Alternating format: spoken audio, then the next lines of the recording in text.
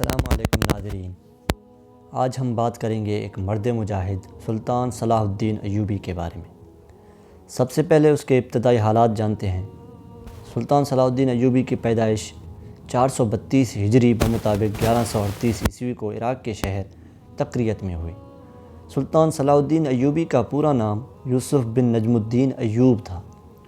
سلطان صلاح الدین ایوبی کا باپ نجم الدین سلطان نور الدین زنگی کے لشکر کا ایک سالار تھا۔ سلطان نور الدین زنگی نے اسے لشکر کے سالار اسد شیرکوہ کے ساتھ حارم کی مہم پر روانہ کیا تھا۔ نجم الدین ایوب اپنے بھائی اسد شیرکوہ کے ساتھ حارم کی طرف روانہ ہوا۔ اس لشکر میں سلطان صلاح الدین ایوبی بھی شامل تھا۔ عیسائیوں کی بیخ کنی کے لیے اسد الدین شیرکوہ، نجم الدین ایوب اور صلاح الدین ایوبی نے سلطان نور الدین زنگی سے پہلے پیش قدمی کی اور عیسائیوں سے باہم مد مقابل ہوئے۔ انہوں نے عیسائیوں پر ایسی کاری ضرب لگائی کہ انہیں پے در پہ شکستوں سے ہمکنار ہونا پڑا۔ عیسائی بوکھلا اٹھے اور انہوں نے سلطان نور الدین زنگی کی اطاعت و فرما برداری کا دم بھر لیا۔ سلطان نور الدین زنگی ابھی راستے میں ہی تھا کہ اسے مسلمانوں کی اس فتح کی خبر مل گئی۔ چنانچہ سلطان نور الدین زنگی راستے سے ہی دمشق کی طرف روانہ ہو گیا۔ اس دوران یہ خبریں اڑنے لگی کہ عیسائی ایدر شہر پر بار بار حملہ کر کے وہاں کے مسلمان باشندوں کو تنگ کر رہے ہیں۔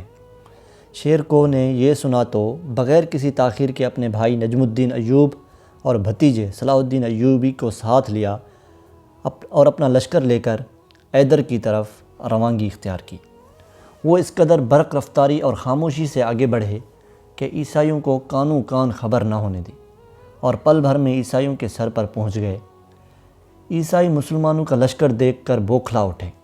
لشکر اسلام نے عیسائیوں پر دھاوا بول دیا اور انہیں سنبھلنے کا موقع ہی نہ دیا اور پہلے ہی حملے میں اس قدر قتل و غارت کی کہ عیسائیوں کے پاؤں اکھڑ کر رہ گئے اور انہیں بدترین شکست سے ہمکنار ہونا پڑا۔ جب دمشق میں سلطان نور الدین زنگی کو اسد الدین شیرکوہ کی فتح کی خبر ملی تو اس نے سجدہ شکر ادا کیا۔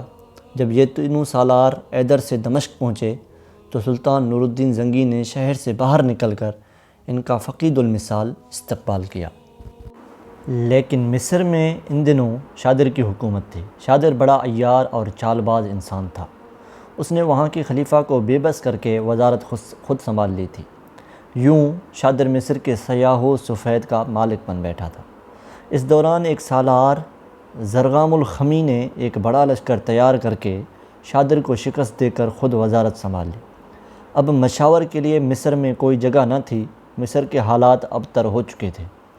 اس دوران یروشلم کے عیسائی حکمران اموری نے مصر پر حملہ کر دیا اور مسلمانوں کے شہر بلبیس پر قبضہ کر لیا۔ سلطان نور الدین زنگی کے لیے یہ خبر ناقابل برداشت تھی۔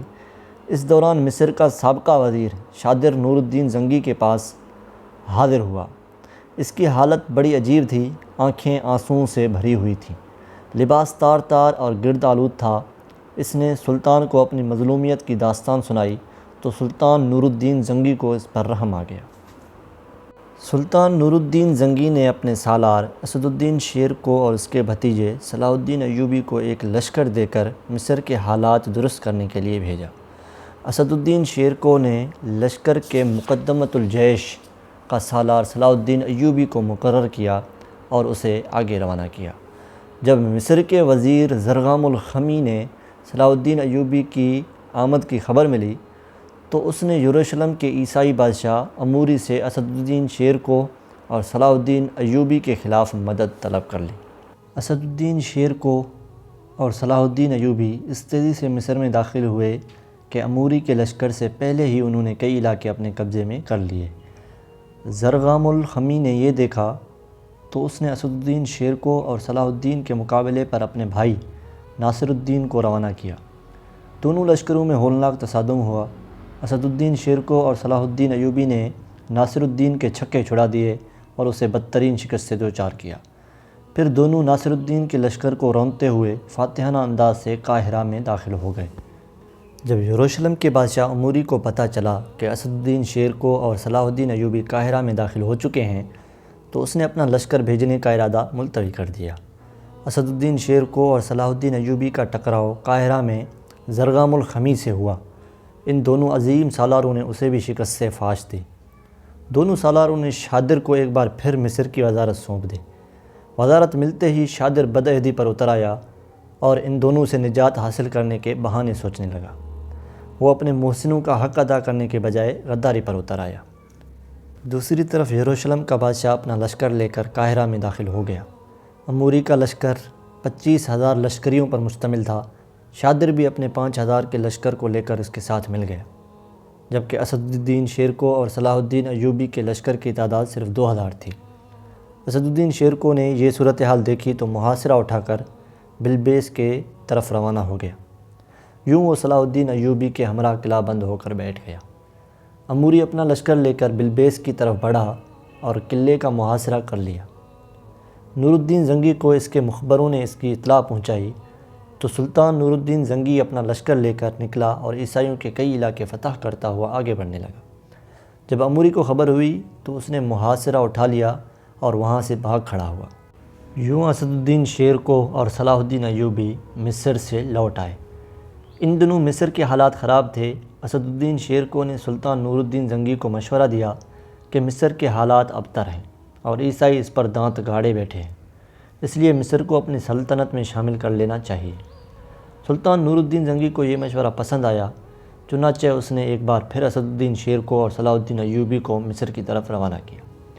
جب مصر کے وزیر شادر کو اس کی خبر ہوئی تو اس نے پھر ملت فروشی کا ثبوت دیتے ہوئے اسد الدین شیرکو اور صلاح الدین ایوبی کے مقابلے میں یروشلم کے بادشاہ اموری سے مدد طلب کر لی۔ ربیع الاول 562 ہجری میں اسد الدین شیرکو صلاح الدین ایوبی کے ہمراہ اپنا 2,000 کا لشکر لے کر مصر میں داخل ہوا۔ یروشلم کا بادشاہ اموری نے ان سے پہلے ہی مصر میں وارد ہو چکا تھا۔ مصر میں داخل ہونے کے بعد اسد الدین شیرکو اور صلاح الدین ایوبی نے اتنج کے مقام پر دریائے نیل عبور کیا اور مصر کے مغربی جانب جیزہ پر پڑاؤ ڈالا۔ پھر لشکر اسلام جیزہ سے کوچ کر کے سعید شہر کی طرف بڑھ کر وہاں خیمہ زن ہوئے۔ اس دوران شیرکو کے مخبروں نے اسے خبر دی کہ شادر اور اموری کا لشکر اس قدر بڑا ہے کہ شمار نہیں کیا جا سکتا۔ اس کے علاوہ ان کے پاس سامان جنگ بھی وافر مقدار میں موجود ہے۔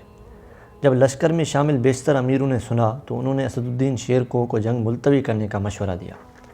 اتنے میں ایک شیر دل سالار مشرف الدین برغش زمین سے اٹھ کر کھڑا ہوا اور بولا، ہم شجاع اور بہادر ہیں، ہمارا ضمیر بزدلوں سے نہیں اٹھا۔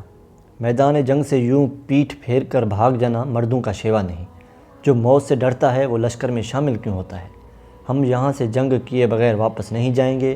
جب ہم یہاں سے جنگ کیے بغیر واپس جائیں گے تو سلطان پوچھے گا کہ دشمن سے ڈر کر بھاگ آئے ہو، مسلمانوں کے کفار کے حوالے کر کے آئے ہو۔ قیامت کے دن خدا بھی تمہاری نمک حرامی کا محاسبہ کرے گا، اسے کیا جواب دو گے؟ مشرف الدین برغش اتنا کہہ کر بیٹھ گیا۔ اب صلاح الدین ایوبی اپنی جگہ سے اٹھا اور پرجوش انداز میں تقریر کرتے ہوئے مشرف الدین برغش کی تائید کی۔ مشرف الدین برغش اور صلاح الدین ایوبی کی پرجوش تقریروں نے مجاہدین میں جوش و شہادت بھڑکا کر رکھ دیا۔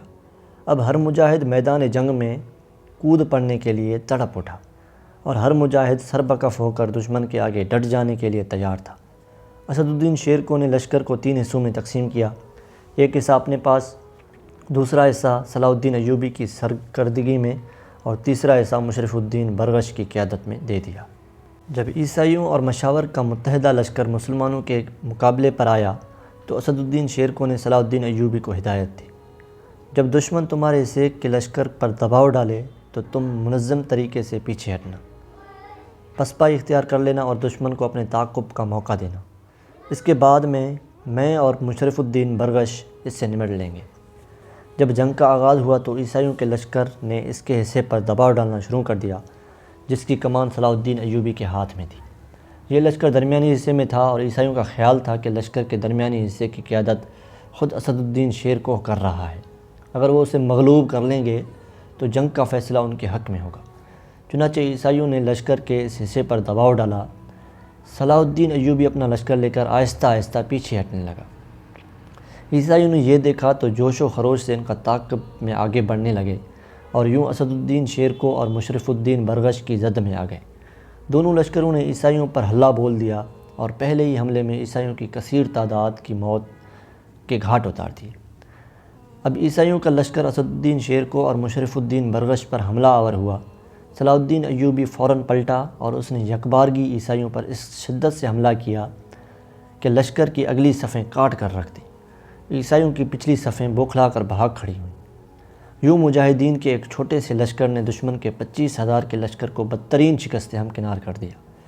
اس شاندار فتح سے اسد الدین شیرکو سعید شہر سے لے کر اسکندریہ تک کے علاقے اپنے قابض ہو گیا۔ اسکندریہ اس نے صلاح الدین ایوبی کے حوالے کیا اور خود مصر کے بالائی حصے کی طرف چلا گیا۔ جب عیسائیوں اور شادر نے دیکھا کہ صلاح الدین ایوبی اپنے مختصر سے لشکر کے ساتھ اسکندریہ میں مقیم ہے تو انہوں نے اسکندریہ کا محاصرہ کر لیا۔ یہ محاصرہ 3 ماہ تک جاری رہا۔ صلاح الدین ایوبی نے بڑی جرت اور جوان مردی سے اس کثیر لشکر کو روکا اور انہیں اسکندریہ شہر کے قریب تک نہ آنے دیا۔ اس دوران صلاح الدین ایوبی کے پاس اشیاء خوردنوش کا ذخیرہ ختم ہونے لگا۔ صلیبیوں نے محاصرے میں اس قدر شدت اختیار کر رکھی تھی کہ صلاح الدین ایوبی اسد الدین شیرکو کو کسی قاصد کے ہاتھ اطلاع نہ بھجوا سکا۔ صلاح الدین ایوبی اپنے مختصر کے لشکر کے ساتھ قلعے سے نکل کر صلیبیوں کا مقابلہ بھی نہیں کر سکتا تھا۔ صلاح الدین ایوبی نے اس محاصرے میں اس قدر سختیاں جھیلیں کہ وہ عمر بھر انہیں نہ بھلا سکا۔ محاصرہ کا 4تھا ماہ شروع ہو چکا تھا۔ اس دوران صلاح الدین ایوبی کو خبر ملی کہ اس کے چچا اسد الدین شیرکو کو صلیبیوں کے محاصرے کی خبر مل چکی ہے۔ اسد الدین شیرکو نے ایک چال چلی اور اپنا لشکر لے کر اسکندریہ کی طرف جانے کے بجائے قاہرہ کی طرف روانہ ہو گیا اور سختی سے قاہرہ کا محاصرہ کر لیا۔ وہ چاہتا تھا کہ شادر قاہرہ کو خطرے میں دیکھ کر اسکندریہ کا محاصرہ اٹھانے پر مجبور ہو جائے گا۔ اس دوران سلطان نور الدین زنگی کو بھی اسکندریہ کے محاصرے کی اطلاع مل چکی تھی، چنانچہ وہ اپنا لشکر لے کر اسکندریہ کی طرف بڑھا اور عیسائیوں کے مختلف علاقوں کو فتح کرتا ہوا آگے بڑھتا چلا گیا۔ جب اموری کو پتہ چلا کہ سلطان نور الدین زنگی اس کے علاقے کو فتح کرتا ہوا آگے بڑھ رہا ہے تو وہ فکر مند ہو گیا۔ شادر تو اس سے بھی زیادہ پریشان تھا کہ اسد الدین شیرکو نے قاہرہ کا محاصرہ کر رکھا تھا۔ یوں اموری نے مجبوراً اسد الدین شیرکو سے صلح کر لی۔ یہ صلح ان 4 شرائط پر مشتمل تھی۔ نمبر 1، شیرکو جو کچھ مصریوں سے وصول کر چکا ہے اس کے پاس ہی رہے گا۔ نمبر 2، شادر شیرکو کو 50,000 دینار ادا کرے گا۔ نمبر 3، اموری اور شیرکو دونوں اپنے لشکر لے کر مصر سے نکل جائیں گے۔ نمبر 4، اسکندریہ کا شہر شیرکو اور صلاح الدین ایوبی نے فتح کر لیا تھا وہ مصریوں کو لوٹا دیا جائے گا۔ ان شرائط کے تحت اسد الدین شیرکو اور صلاح الدین ایوبی دونوں مصر سے نکل کر سلطان نور الدین زنگی کے پاس چلے گئے اور پھر سلطان نور الدین زنگی کے ساتھ مل کر صلیبیوں کے دیگر علاقوں پر حملے کرنا شروع کر دیے۔ ناظرین، آج سلطان صلاح الدین ایوبی کا یہ پہلا پارٹ تھا۔ اگلا پارٹ انشاءاللہ کل آئے گا۔ ہمارے چینل کو سبسکرائب کریں۔ ہم آہستہ آہستہ آپ کو پوری کہانی بتائیں گے، شروع سے لے کر آخر تک۔ سلطان صلاح الدین ایوبی کے جو بھی فتوحات ہیں ہم سارا کچھ آپ کو بتائیں گے۔ تو امید ہے دوستو آپ لوگوں کو ویڈیو پسند آئی ہوگی۔ ہمارے چینل کو لائک کریں، سبسکرائب کریں۔ اس کے ساتھ ساتھ بعد میں آپ کو سلطان رکن الدین، شیر شاہ سوری، نواب حیدر علی خان، ٹیپو سلطان کے ساتھ ساتھ محمد بن قاسم، حجاج بن یوسف، طارق بن زیاد، ان عظیم سالاروں کی ویڈیوز آپ تک پہنچائیں گے انشاءاللہ۔ اس کے ساتھ بعد میں سیرت النبی صلی اللہ علیہ وسلم اور صحابہ اکرام رضوان اللہ علیہم اجمعین کے اوپر بھی ویڈیوز بنائی جائیں گی۔ اس کے لیے ہماری چھوٹی سی ریکویسٹ ہے کہ پلیز ہمارے چینل کو سبسکرائب کریں اور ویڈیو کو لائک کرنا نہ بھولیں۔ جزاک اللہ خیرہ۔